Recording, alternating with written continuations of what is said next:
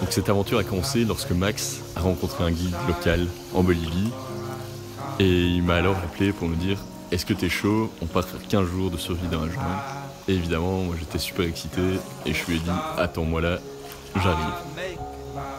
On a ensuite quitté La Paz dans un mini-avion hélice pour rejoindre Ruanabaque au milieu de la jungle. Et on a été bien secoués pendant le trajet, on a même eu droit aux cris de certains passagers. Je me sens très à l'aise. On a un peu les boules. Putain mec, regarde là-bas.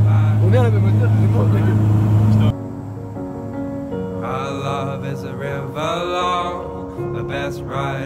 Content d'être ça,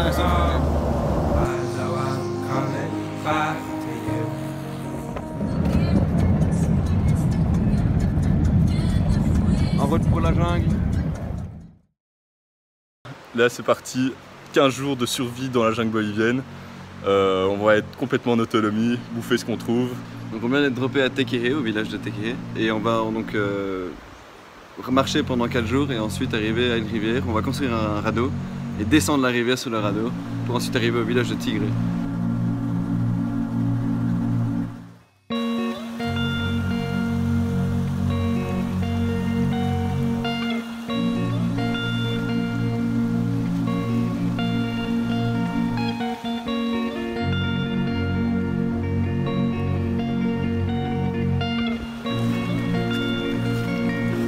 Il y a un truc qui m'a touché dans le... Je sais pas si c'est un rocher.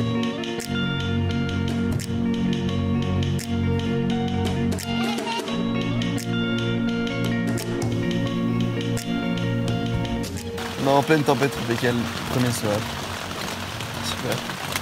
Il a draché toute la nuit et notre tente était pas imperméable apparemment, donc il pleuvait dans la tente. Heureusement c'était en pente et donc toute l'eau elle est chez géant. Mauvaise nouvelle ici. Hier là-bas c'était sec et j'ai mis mes clapettes. Elle a disparu, voilà. J'en ai retrouvé une le lendemain matin mais l'autre à mon avis est déjà très loin.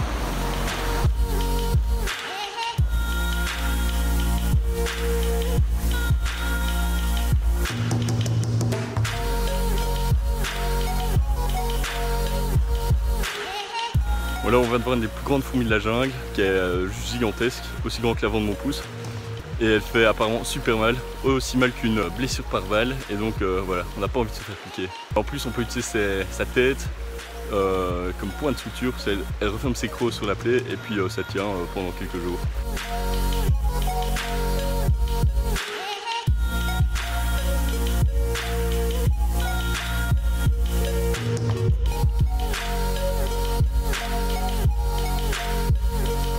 Premier poisson du séjour, on va bien bouffer ce soir Sur le barbecue. Ah, tu fais là.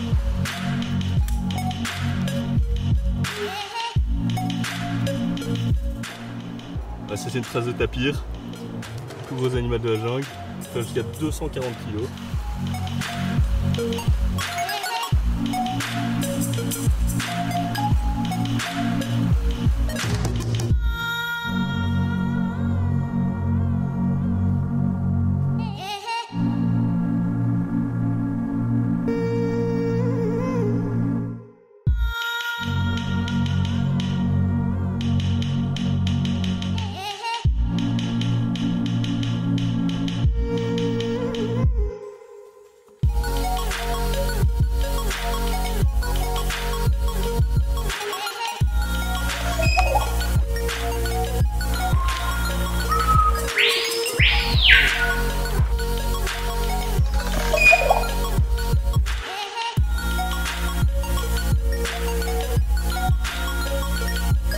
Un truc très sympa aussi, c'est qu'on a mangé un cœur de palmier. Donc c'était un palmier de 20 mètres. On a coupé, et finalement le cœur était genre comme ça. Mais super bon, avec le citron qu'on a trouvé dans la jungle, et c'était top.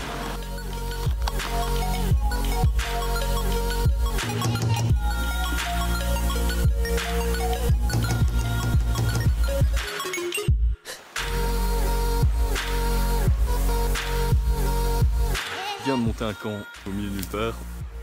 Demain on part grimper une montagne pour passer de l'autre côté et rejoindre la grosse rivière sur laquelle on va enfin construire notre bateau.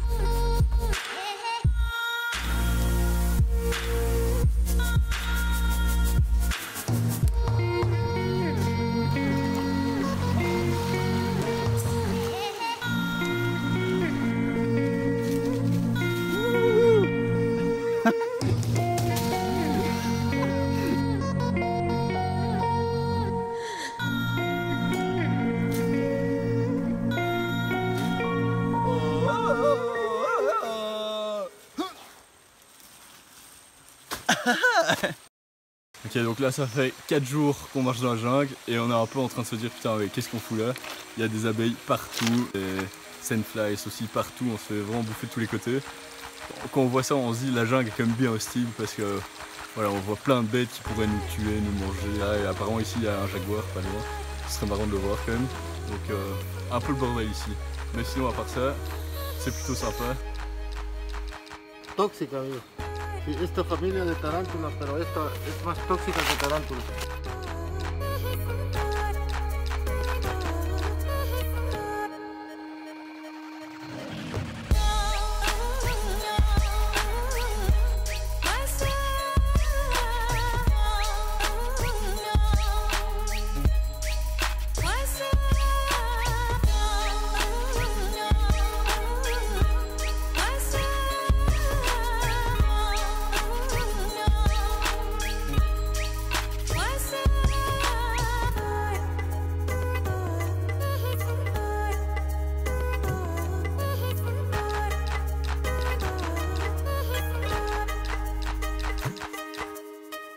Nous sommes arrivés à une grande étape de notre voyage. Donc on a fait 5 jours de marche, on a suivi des petites rivières et gravi notre montagne.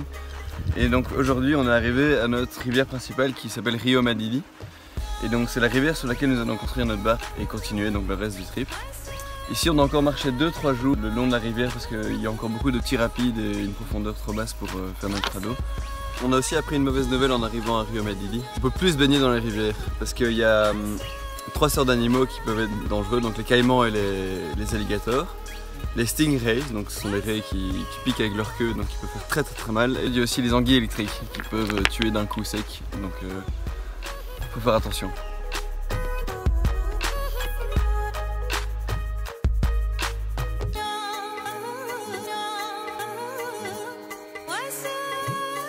Petit cours de pêche en 3 étapes, pêcher des gros poissons. Donc première étape, on est dans les bambous et on cherche des larves. Donc on cherche du kaki de larves comme ceci.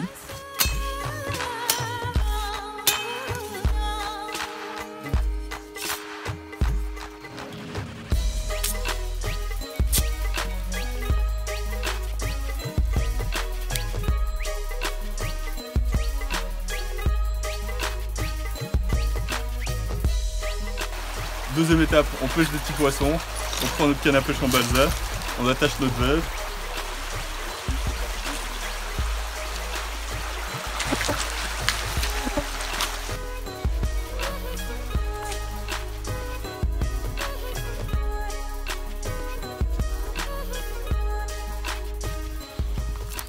Dernière étape, on prend la grande canne à pêche, gros hameçon, on attache un poisson.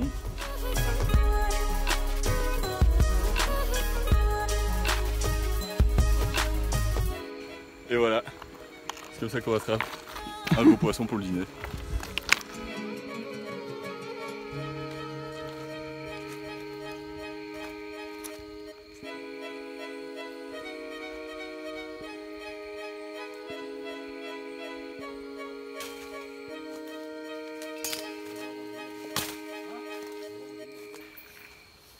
Ça rouge, il y a un peu de rouge.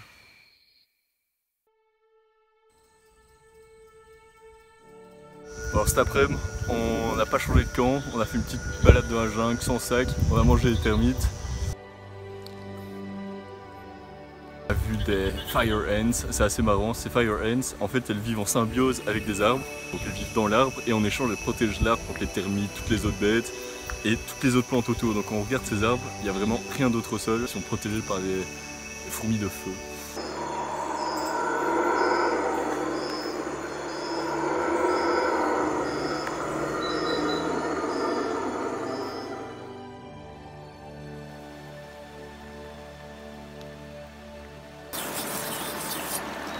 Donc ce matin on a quitté le campement sous la pluie, donc on a déjà fait disons 2 heures de marche et on devait en fait continuer notre marche pendant 2 jours, mais finalement grâce au fait que le niveau de l'eau est monté, on a pu faire notre bateau plus tôt et donc on est en train de construire pour le moment. Première étape, aiguiser la machette.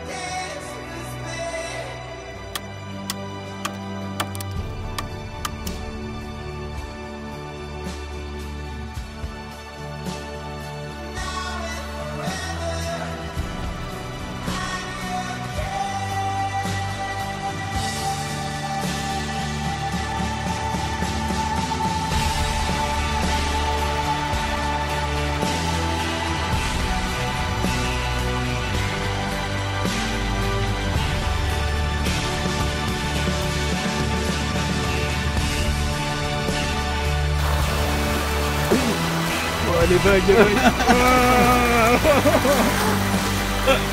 Ouais, en plus on est rapide, on a le cul mouillé, mais ça flotte.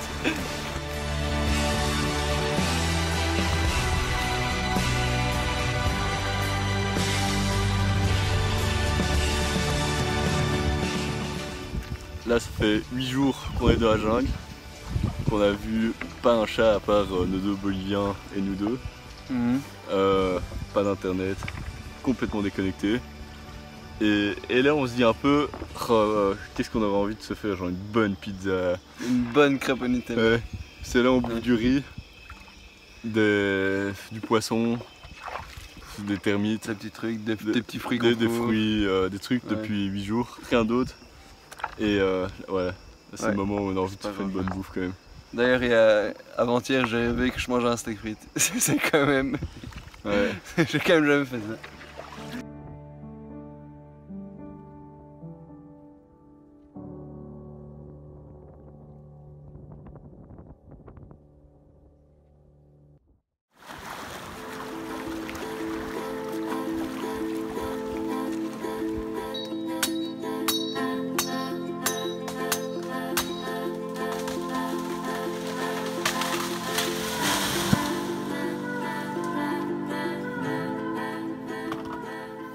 Donc ces petits bonbons c'est vraiment super bon, enfin ces petits bonbons, ces petits fruits qui goûtent vraiment le bonbon en fait parce qu'ils sont super sucrés, super acides.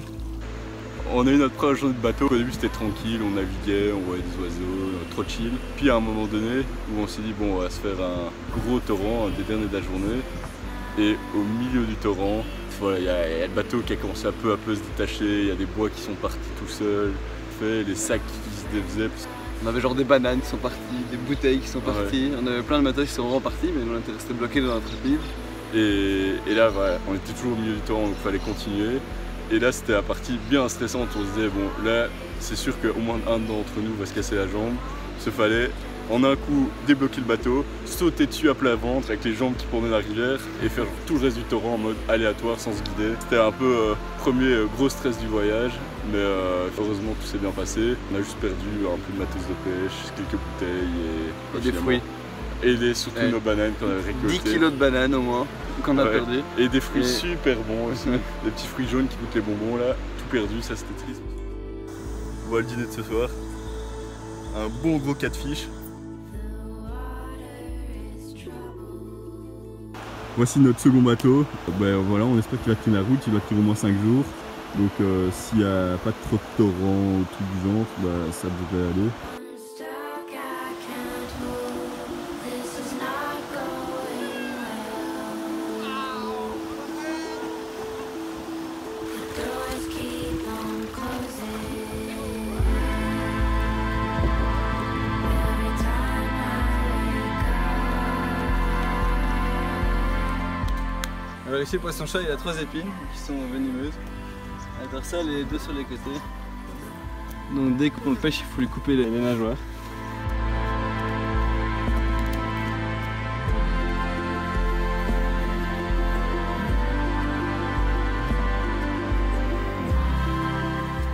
Là ça fait 9 jours qu'on est dans la jungle. Et c'est vraiment le premier jour on se dit le moral est pas au top quoi. À force d'être dans l'humidité constante. Nos pieds sont là dans un sale état. Ça fait bien mal.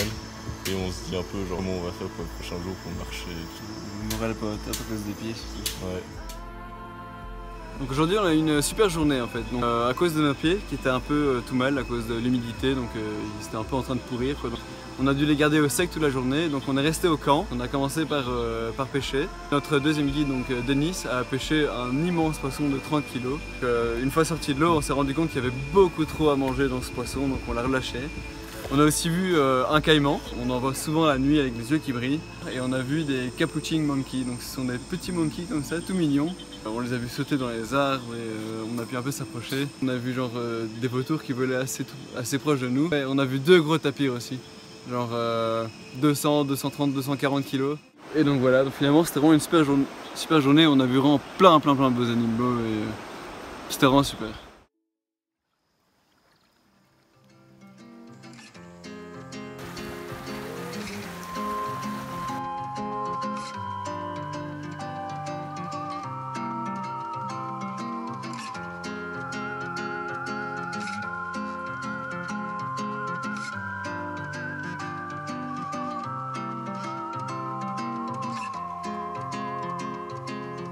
Histoire improbable d'une fantaisie, proche de l'équateur à un point précis. Latitude 500, longitude 36, au cœur de la forêt, à cet interstice. On est tout bien. Dans ta tenue d'air clairvoyante, tu étais d'une beauté étourdissante. Les oiseaux nous chantaient leur mélopée, et nous vivions heureux dans la canopée. Jungle sauvage, ouvre tes bras. Il en faut peu pour toi et moi. Prenons racine dans les bois. Enfants naïfs ou hors la loi. Les pieds plantés dans un ruisseau. Écoute chanter ce drôle d'oiseau. Il nous invite un peu plus haut à partager nos idéaux. On est dans le cœur de Madidi et ça se voit quoi, parce qu'il y a des bêtes partout. Jaguars, loutres, tapirs, c'est assez incroyable.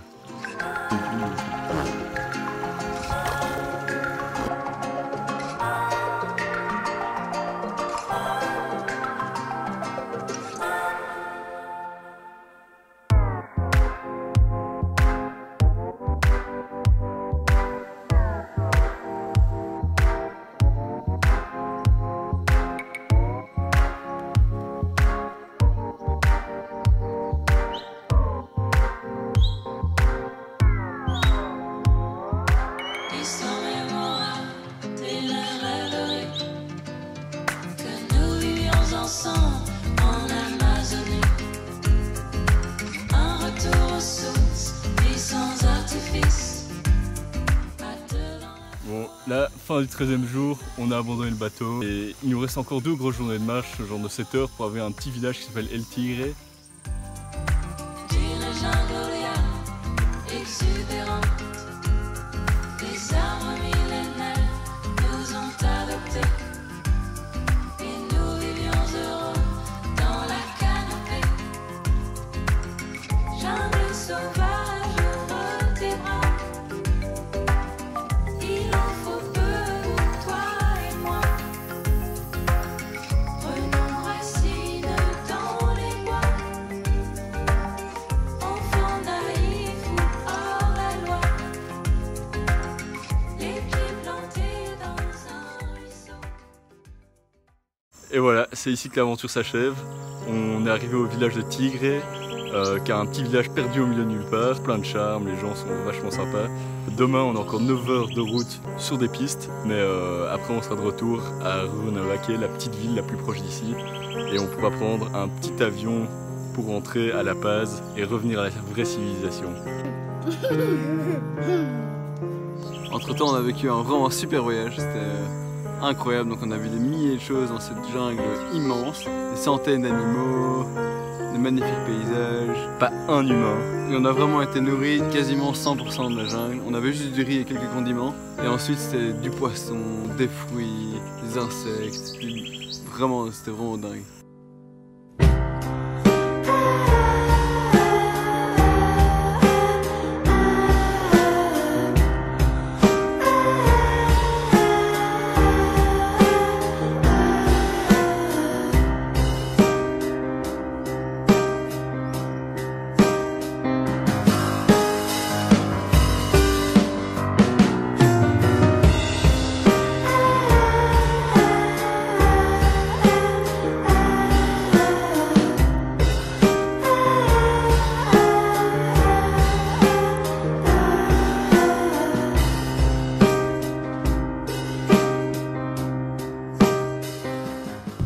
Le filtre de l'Amazonie. Donc c'est une sorte de paille qu'on a retrouvée dans un arbre. Et donc avec une espèce de mousse à l'intérieur qui permet de boire, donc, comme avec un filtre.